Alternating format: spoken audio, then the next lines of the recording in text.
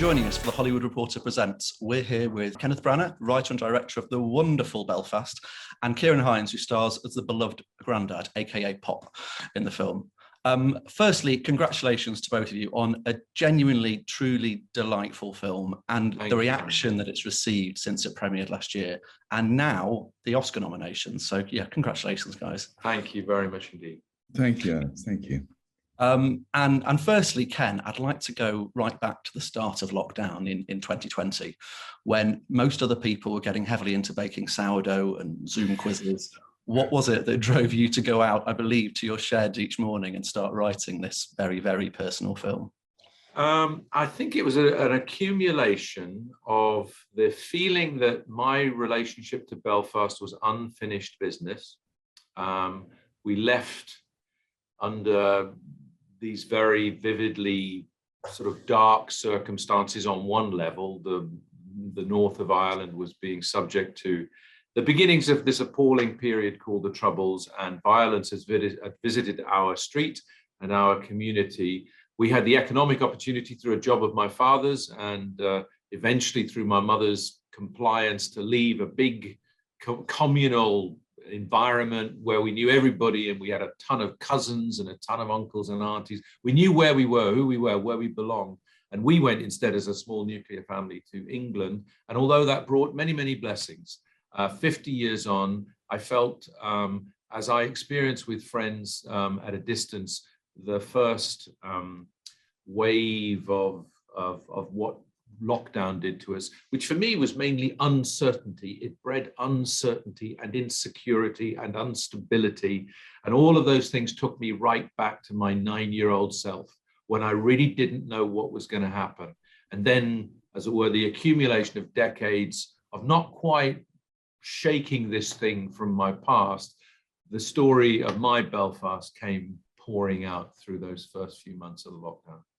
Nice. And when it began to materialize as a film, and you started to assemble your phenomenal cast, what was it about Ciarán, who I don't think you'd worked with before, that made you think he was the right fit to play your granddad? Ciarán, I won't even spare his blushes here, is back home, he's a sort of, the other C word you'd associate immediately with Ciarán Hinds is class. He's just always been top drawer, first class, AAA, 5-star, kind of a guarantee of a certain kind of excellence. And so I'd been aware of Ciarán as a name back home. Once anybody emerges, they become one of our own quickly. They become part of the phalanx of people who are out there in the world, waving the flag for the island of Ireland, or particularly the north of Ireland. And I got to know about Ciarán when he first went to the Glasgow Citizens Theatre, when he and a few other little-known actors who unfortunately haven't worked since, but way back, Gary Oldman and Mark Rylance were able, along with Ciarán Hinds, to get a job. Since then, I don't know what's happened to them, but I was aware of them then. I was aware of Ciarán when he and Liam Neeson, many other people, Gabriel Byrne, emerged in John Boorman's Excalibur. And then I remember, like 25 years ago, of course, he's still a very sexy lad, but in Persuasion, the late great Roger Michel's Persuasion, this strikingly handsome lad playing the leading character, and so I could go on for the rest of my days talking about all the ways in which the work of Ciarán Hinds has caught my eye. But what I did know was that he had a feel for this world that I didn't know that I could rely on, but I suspected would either ring a bell with Ciarán when he saw this script or not. But we knew that if we could, basically, we wanted to get him in things before he's one of those actors who's never available. Finally, the biggest advantage of lockdown for me was that suddenly Ciarán Hinds was available. So we gave him a call, and the rest, as they say, is histrionics. Very nice. And Ciarán, when Ken pitched the film to Judi Dench, I understand he drove to her home and read the script himself. I understand this is due to her eyesight, but did you get a similar personal experience? No, I don't think. I think Lyon in France was a no-fly zone at the time. Ken decided to send me the script. But I have to say, when he said those rather beautiful and blush-making things about me, that the only reason I'm not available all the time is because of so many domestic chores to get through. It was a great, I mean, I understand. I mean, Ken and Judy go way, way back, and they worked 11, 12. Ken will know more than I will times together. And when he sent the script to me, we had a quick word on Zoom, first of all, and he sent me the script. He said, would I mind if he sent me the script? And I didn't mind at all, to be honest. And so he sent me it, and I read it. And within a few pages of the beginning, I knew it was something very special. You just, there are things that arrive sometimes in your life that you can almost taste them, you know, as you read them. And it just smacked of the truth of the times, is what it did. You know, it wasn't, I mean, of course, there were some embellishments, I guess, and flourishes of a child's imagination and what they remember, but the truth and the atmosphere that Ken had brilliantly, I don't know, carved into this scenario, just touched me deeply. And suddenly, as I was reading it, I'm starting visualizing going back into my grandparents' life, into their backyard, into their front room. All these memories started flooding back. The kind of the dusty gray curtains and all the pictures that have disappeared, you know, over 50 odd years. And Ken's script brought me right back there. And so it was very joyous to read, very moving to read. And as soon as I read it, I just said, I would be honored and thrilled to play Pop. And he then said that, of course, Judi Dench will be playing Gran, and well, I wasn't going to pull out then, was I? Really? That would have been rude, and B, very foolish. So no, I was genuinely thrilled when Ken got it. Yeah. And you're obviously older than Ken was when the film is set and when the Troubles erupted. But you know, just how close to home, you know, did it feel touching on that particular period? Well, I mean, I remember that time. I was 16. Ken would have been 9 or so, and I was sort of, of course, in a slightly more middle class area. So I wasn't in that brilliant street life that more working class that Ken came from. Like, that's not a boast. It's just like that. But that street life I knew when he talked about it, and then when I saw it visualized and realized those streets, I knew they're all over the place in Belfast. Those back entries, backyards, small terraced houses, people on the street connecting. I mean, that was brilliant. Not only did he draw this family so beautifully, he painted the community. You know, he filled it, he peopled it with that truth of life that was going on in Belfast in the late 60s, and yeah, it was very thrilling to see. Very nice. And Ken, as well as obviously being a wonderful actor, did Ciarán, you know, being from Belfast and, you know, from a similar period, did he bring anything additional to the shoot?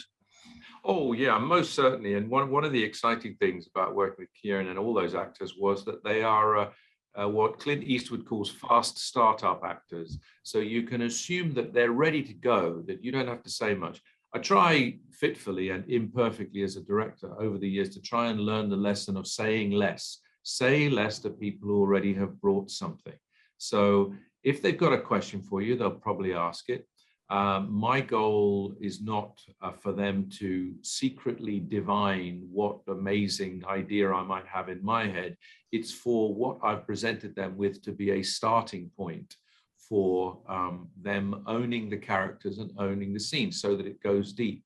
And, you know, with actors, the raw material is their body, their voice, their experience. And so you want that to be deeply and invisibly connected to the material. So it's just happening before your very eyes. The fact that I started by writing something is not something you want to be conscious of. So for me, it would be exciting when you would play a scene between Ciarán and Judy. There's one little 2-shot of them at the window, watching the world go by, open window, small houses. They're looking in there, chewing the cud, having a cup of tea. And Ciarán says to me, there's a little line at the end here, you've written this, and I wondered, you know, this kind of character I've often heard say this kind of thing. Would you mind if I try that? And that was more than okay with me. And aside from that, you would finish a take, and you might have something to say, but mainly you might say, that seemed good, would you like to have another one? And you would listen to whether Ciarán or Judy wanted to do that. So, and their instinct was very strong. So for me, in as far as I could manage it, I didn't always do it. I was at the side, if possible, if necessary, quietly conducting, but on the whole, leaving virtuosos to get on with their thing and own their thing. Then if there was perhaps a useful thing to say, you could say it.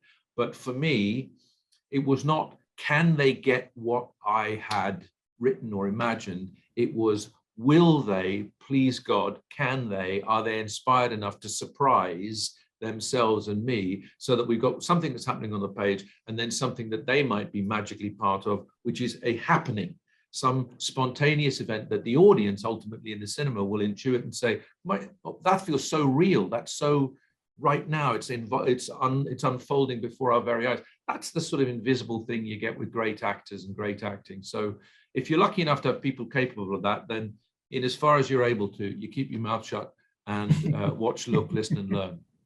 Nice. And speaking of things that feel real, there's a wonderfully tight family bond between the cast, and from what I understand, speaking to the cast and crew, it was very much like that on set. Was this, how did you create this, or was this something that just sort of naturally occurred? I think I'll let Ciarán speak about his experience of it, because in the same way as I've just mentioned, I kind of stood back a little bit. I tried to pepper in some beginnings of what might happen, but in the end, again, I didn't want things to be forced, and so for me it was a pleasure to watch a sort of natural, organic development of a trust and a bond. And that began, and maybe Ciarán could take over here with putting people in a room, but then Ciarán began his own relationship with Judy and with young Jude, which were maybe the key ones for that character. And I sort of, I started it, and then Ciarán, maybe you can. Yeah, it was the very first day. We didn't have that much time, to be quite honest. It was a very short rehearsal period, maybe 3 days or 4 days, and then straight into shooting. And Ken wanted us to connect as soon as we could with each other and create our own family. Not in a way it's based on his family, on the Branagh family, but for us to make our own family. And the first morning we came in, we sat kind of equidistant, but far enough apart to be protected. And we started, Ken suggested that we just share our own stories of our personal childhoods with each other. And so for 15 minutes or so, each of us, Jamie, Katrina, and Judy and myself, we just recounted our own childhood. And it was extraordinary because it's very joyous to hear people's stories, where they come from, their own histories and their memories of their childhood and what stuck out and what they suddenly rediscover. And we were all sharing that at the same moment. So within less than an hour, we kind of knew a lot about each other. We cut away the social niceties of trying to say hello and get straight into, where do you come from? What were you like? Kind of way, yeah. Who do you know? What nonsense did you get up to as a kid? And have you improved since? It was all that kind of stuff. Very joyous celebration. And suddenly, before we knew it, we were very connected. Connected. And then Ken introduced this beautiful wunderkind, Jude Hill, into the mix. And they all met him. And as soon as he walked in the room, you saw this open, charming face beaming with joy and excitement. That then was another kick into us to understand what our relationships were going to be via Ken's writing and his scenario and his description of the action, that how much input we all as individuals and our own souls were going to invest in each other. And it was really, really fantastic that Ken was able to very simply create that ambience and give us the space and whatever little time we had to deeply connect with each other. Oh, fantastic. I mean, I was going to say some of the most charming scenes are the ones with you and Judy and Jude Hill, who is such a delightful and effervescent young guy. What was it like working with him on this film? I mean, it's his first project, I think, and completely. It's his first major project. But what touched me very deeply was watching how he and Ken, when I was sitting quietly in the corner waiting as things were moving around, I was watching he and Ken just talking, not instructing, not directing, just talking, and seeing Jude's openness, and being stimulated very gently by the maestro here to use his own imagination and meld himself into the role and have the freedom to do that. And because of that gentle persuasion, or it's not direction, it's something else. It's about allowing him, bringing out his natural spirit, and not to worry, not to be afraid. Then it sort of infected us, because suddenly when you're sitting talking to him, you're fascinated by him. Genuinely, you're going like, well, I've got to keep up with you because you're so real, and then you say, I've got to stop thinking about that. I've just got to be actually connect with him. And sometimes when you're beside him, just chatting away with him, and you see these wonderful colors of pass through his face of kind of excitement and wonderment and questioning and doubting, and it was all so real. And I think then between Judy and myself, the two of us, because that was the heart of our work, was with him in the middle. It became a unit. And there was one wonderful thing that I didn't even know was happening. When I get Judy, who's not in best mood with me at that particular moment, get her up to dance, and I try to break the ice with her a bit and cajole her into a bit of a shimmy around the floor. And we do this little dance, and I profess my love for her. And then that's where the scene ends, except it sort of cuts to a wide shot, and there is Jude, just still with his little feet up on the table with the widest grin on his face. It's just a tiny moment, but the widest grin to see how happy, deeply happy he is to see these two old fogies having a good time. And that was very beautiful when I saw that. That was the kind of the atmosphere that was going on set, and that was due to Ken creating that through the brilliant crew, who were very gentle and very respectful, really, of what we were trying to do. The kind of the noise level that sometimes happens in set was absolutely minimal. It was very sensitive set to work on. Nice. Until there was a riot, I guess. Yeah, I've had the pleasure of meeting Jude a couple of times, and he's such a lovely kid. He's great. And from what I understand, a lot of the shoot took place mostly at an airport in Farnborough, with the street recreated at the end of a runway. Is that right? It is. We went to Belfast, of course, and we recce'd all the real places, and we selected a couple of streets that maybe we might be able to use based on the real street. But the challenge was COVID. We needed to take people's satellite dishes down and move everybody's cars and move some families out. And in COVID, it just wasn't possible. They weren't going to let us do that. It became a sort of health issue. So in the end, we decided that we would build, and the most stages, including in Belfast, where they were making The Northman, all the sort of studio space and backlot space was taken up. Same in the UK. So on a piece of hard standing in the Farnborough Exhibition Centre, which was not in business, but it could house 1 million cars, and a lot of physical space was available. We were able to essentially produce a pop-up studio.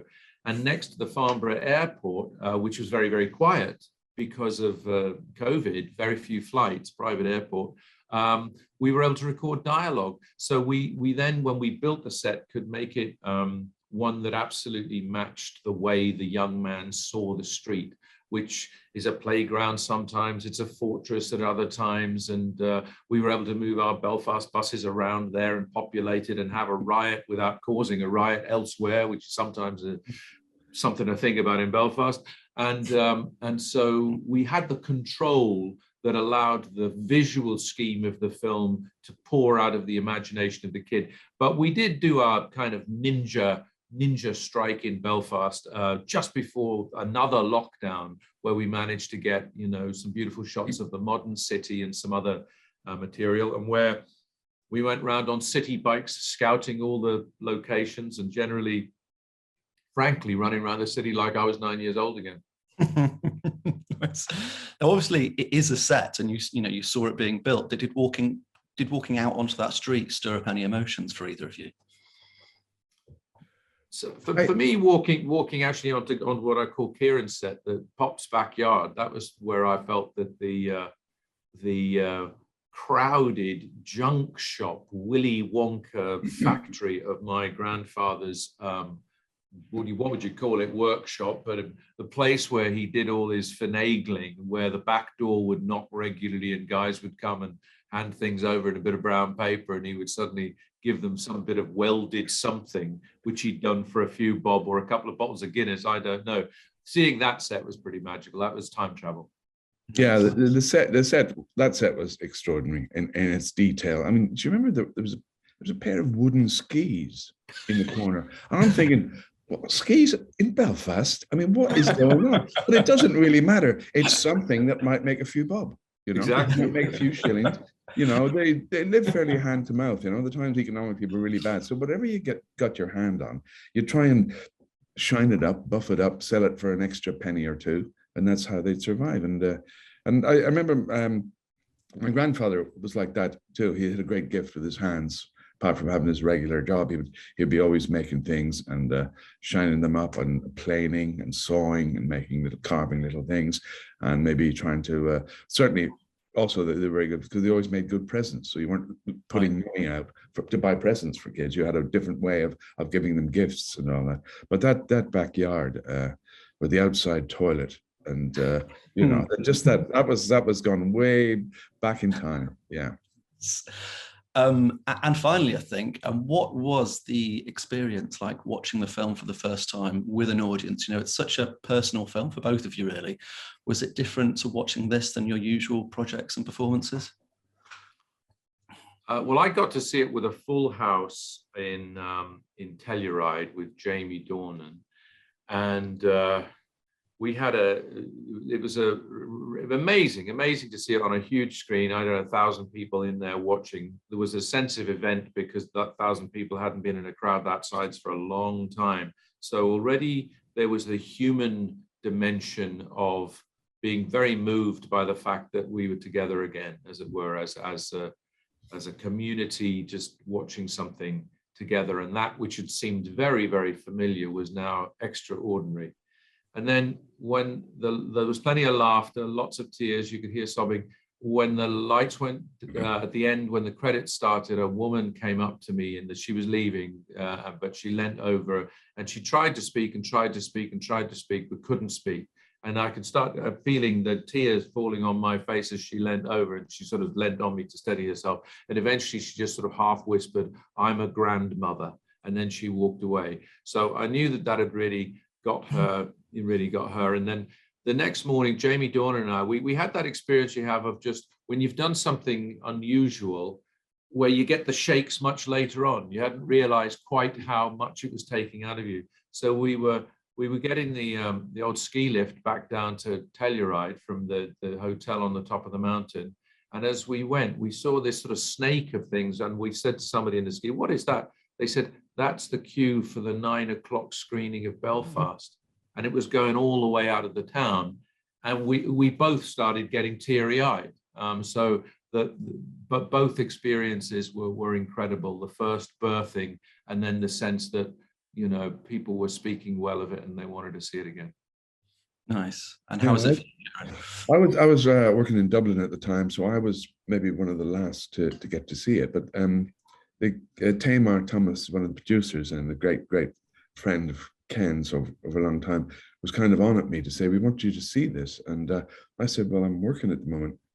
And they very kindly arranged to have a screening of it for me in Dublin, in a cinema in Dublin, in the Lighthouse. And my wife was over at the time. So the two of us and one other friend went into a cinema, just the three of us, and it began. And I don't know, some things just go straight into you. You know, and I was trying to be obviously objective about it, you know, but I realized Van Morrison started singing, and immediately I was in another place, and I was back home, and then the story unfolded, and what I saw just visually and the whole rhythm of it, the brilliant editing in it of Unaní Gníomhaigh, the fluidity of this story. And there are lots of little fractured bits of life and this, and yet it just kept pouring out.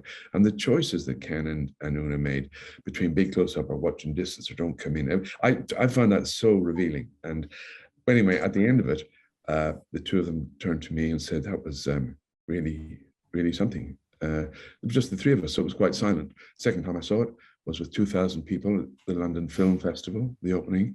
And we went in there, 2,000 people, all different, all these people abuzz. And that was a big emotional experience, because what you saw was all these strangers coming together, a story begins, and suddenly a third of the way through it, everybody starts to feel in sync, all these 2,000 people. And the laughs are coming and the gentle ripples and then this profound silence as they start to understand what it's costing this family. You know, as they watch it, they get involved with the people, the characters, with the situation, and suddenly it's so humanizing and everybody starts to feel their own humanity. And that was huge when I suddenly felt part of that and understood that everybody else was having that kind of experience. Oh, how lovely. Well, sadly, that is all we've got time for. But thank you, Ken and Ciarán, and congratulations again on Belfast. It is a truly wonderful film. I absolutely love it. And thank you for joining us for this, The Hollywood Reporter Presents. Thanks so much. Thank you. Thanks very much, Alex. Thank you.